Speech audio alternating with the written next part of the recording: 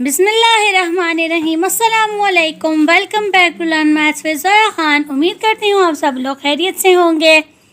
Last time हम लोगों ने एक्सरसाइज 9.3 का क्वेश्चन नंबर 2 किया था। आज हम लोग वहाँ से आगे प्रोसीड करेंगे।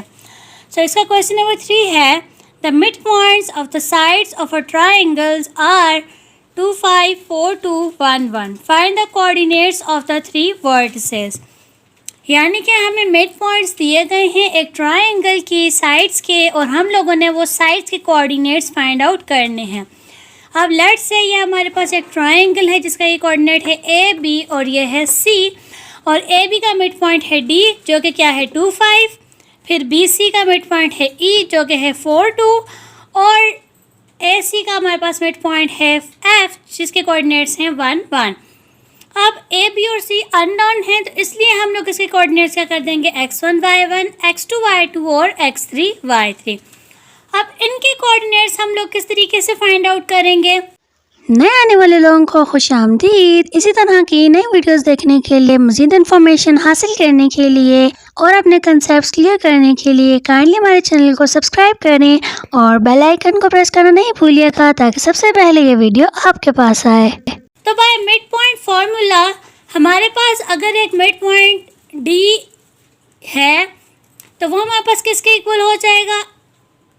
जैसे अब ये डी ऑफ 2, 5 है तो ये क्या हो जाएगा, x1 plus x2 divided by 2 और y1 plus y2 divided by 2 by using mid point formula. ठीक है, क्योंकि मिड पॉइंट हमारे पास इसी के इक्वल होता है।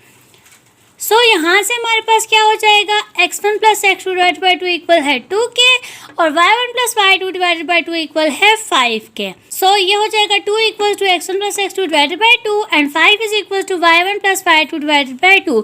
यहाँ से 2 हमारे पास दोनों तरफ मल्टीप्लाई हो जाएगा और ये हमारे पास क्या बन जाएगा, x1 plus x2 is equal to 4, और यहाँ से जब 2 दोनों तरफ मल्टीप्लाई होगा तो ये हमारे पास बन जाएगा y1 प्लस y2 इक्वल्स 10। तो ये हमारे पास इक्वेशन 1 आ गई, ये इक्वेशन 2 आ गई। अब हम सेकंड मिड पॉइंट लेते हैं ई ऑफ 4, 2, तो ये हमारे पास किसके इक्वल हो जाएगा, x2 plus x3 divided by 2 और y2 plus y3 divided by 2। यहाँ से हमारे पास क्या हो जाएगा, 4 इक्वल हो जाएगा x2 plus x3 divided by 2 के, और 2 इक्वल हो जाएगा y2 plus y3 divided by 2 के। यहाँ से हमारे पास क्या हो जाएगा, जब हम दोनों तरफ 2 को मल्टीप्लाई करेंगे तो x2 plus x3 is equal to 8, equation number 3 कहते हैं इसको। और यहाँ पे हमारे पास क्या हो जाएगा, y2 plus y3 is equal to 4, इसको इक्वेशन नंबर 4 कहते हैं। अब हमारे पास तीसरा पॉइंट क्या था, f11, तो by using mid point formula ये हमारे पास किसके इक्वल हो जाएगा, x1 plus x3 divided by 2 and y1 plus y3 divided by 2।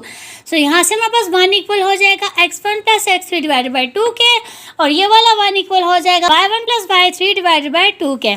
जब हम यहाँ पे दोनों तरफ 2 को मल्टीप्लाई करेंगे तो हमारे पास क्या बन जाएगा, x1 plus x3 equals to 2, इसको हम इक्वेशन नंबर 5 कहते हैं। और ये हमारे पास क्या हो जाएगा, y1 plus y3 is equals to 2, इसको हम इक्वेशन नंबर 6 कहते हैं।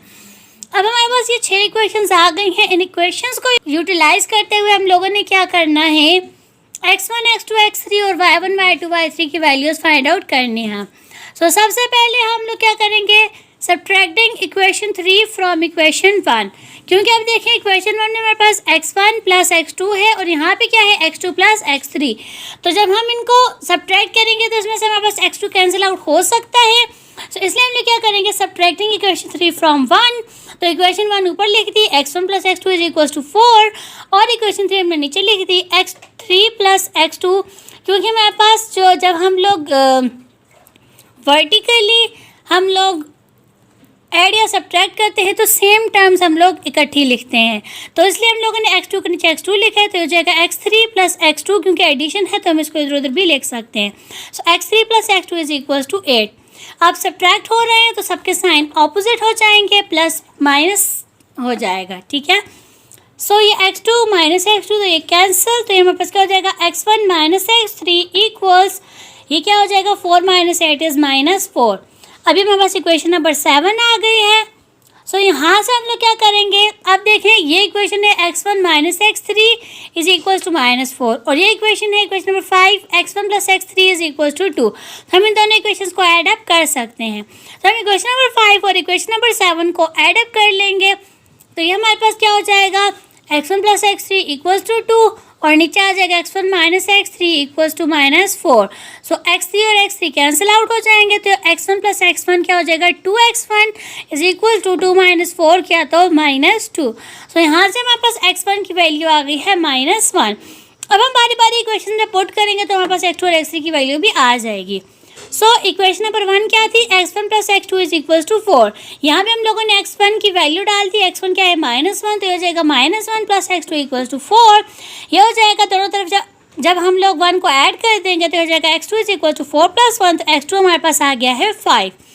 अब x2 की वैल्यू भी आ गई है, तो इनमें से किसी भी एक इक्वेशन में पुट करना तो हमें x3 भी मिल जाएगा। सो ये है x2 plus x3 is equal to 8, तो x2 क्या आ गया 5, तो 5 plus x3 is equal to 8। So दोनों तरफ 5 को सब्ट्रैक्ट कर लेंगे तो x3 हमारे पास किसके इक्वल हो जाएगा 8 - 5। तो यहाँ से हमारे पास x3 की वैल्यू आ गई है 3। अब हम लोगों ने y1, y2 और y3 की वैल्यूज़ फाइंड आउट करनी है, वो भी हम देखते हैं वो हम कैसे करते हैं। अभी हम लोग y की वैल्यूज़ फाइंड आउट करेंगे, y1, y2 और y3। हमारे पास x1 क्या था -1, x2 था 5 और x3 था 3। इक्वेशन नंबर 2 क्या थी, y1 plus y2 equals to 10। Equation number 4 क्या थी, y2 plus y3 equals to 4। और इक्वेशन नंबर 6 क्या थी, y1 plus y3 is equals to 2। अभी हम लोग क्या करेंगे कि सब्ट्रैक्टिंग इक्वेशन 4 फ्रॉम 2, यानी कि इक्वेशन नंबर 2 से इक्वेशन नंबर 4 को माइनस कर देंगे। सो इक्वेशन नंबर 2 आ गई y1 plus y2 equals to 10 और इक्वेशन नंबर 4 आ गई y2 plus y3 is equals to 4। So y2 हम लोगों ने ऊपर नीचे कर दिया, y3 को हमने यहाँ पे लिख दिया है। अब क्योंकि हम सब्ट्रैक्ट कर रहे हैं तो सबके साइन चेंज हो जाएंगे, प्लस माइनस, ये वाला प्लस माइनस और ये वाला प्लस भी माइनस। तो ये क्या हो जाएगा y1 माइनस y3, ये वाला कैंसिल और इक्वल्स 10 - 4, तो 10 - 4 इज 6। तो हमारे पास y1 माइनस y3 क्या आ गया है 6। अब अगर देखें तो इक्वेशन नंबर 6 क्या है, y1 plus y3 equals to 2 और ये है y1 minus y3 equals to 6। हम लोग क्या करेंगे, इक्वेशन नंबर 6 और इक्वेशन नंबर 8 को ऐड कर देंगे। So adding 6 and 8, so y1 plus y3 equals to 2 and y1 minus y3 is equals to 6। तो y3 कैंसिल हो जाएगा और 2y1, क्योंकि y1 प्लस y1, तो 2 times y1 is equal to 2 + 6 8। So जब हम दोनों तरफ 2 को डिवाइड करेंगे तो हमारे पास y1 क्या आ जाएगा 4। अब y1 आ गया है 4, तो हम लोग क्या करेंगे, यहाँ पे इक्वेशन नंबर 2 में y1 की वैल्यू पुट कर देंगे, तो ये हो जाएगा 4 + y2 इक्वल्स टू 10। तो ये क्या हो जाएगा, दोनों तरफ 4 को सब्ट्रैक्ट करेंगे तो ये हो जाएगा y2 is equals to 10 - 4। So y2 is equals to 6। अब y2 की वैल्यू आ गई है तो इक्वेशन नंबर 4 में हम इसको पुट कर देंगे, तो ये हो जाएगा 6 + y3 इज इक्वल्स टू 4। दोनों तरफ 6 को सब्ट्रैक्ट करेंगे तो y3 इज इक्वल टू 4 - 6। तो यहाँ से हमारे पास y3 की क्या वैल्यू आ जाएगी -2। सो y1 भी आ गया, y2 भी आ गया, y3 भी आ गया। a क्या था x1 y1, तो a क्या हो जाएगा -1 4, क्योंकि x1 -1 और y1 4। b क्या है x2 y2, तो x2 है 5 और y2 है 6, तो b हो जाएगा 5 6 और x3 y3 c है। सो c क्या हो जाएगा 3 and -2, क्योंकि x3 3 है और y3 -2। So a b c के कोऑर्डिनेट्स हमारे पास आ गए हैं। अब ये a है, b है और c है। अब ये अगर आप इसके वापस से अगर आप इसके मिड पॉइंट्स निकालना चाहें तो आप लोग इन कोऑर्डिनेट्स को यूज़ करके मिड पॉइंट्स निकालेंगे, वो सेम टू सेम हमारे पास ये गिवन ही बनेंगे। ठीक है, सो ये कोऑर्डिनेट्स आ गए a के, b के और c के, और ये इनके मिड पॉइंट्स आ गए d, e एंड f। अगर आपको किसी चीज़ की समझ नहीं आई तो आप मुझसे कमेंट सेक्शन में भी पूछ सकते हैं या फिर आप मुझे इंस्टा पर DM भी कर सकते हैं। आज के लिए इतना ही, मिलते हैं हम नेक्स्ट वीडियो में। तब तक अपना ख्याल रखिएगा, लाइक शेयर और सब्सक्राइब करना नहीं भूलिएगा। अल्लाह हाफिज़।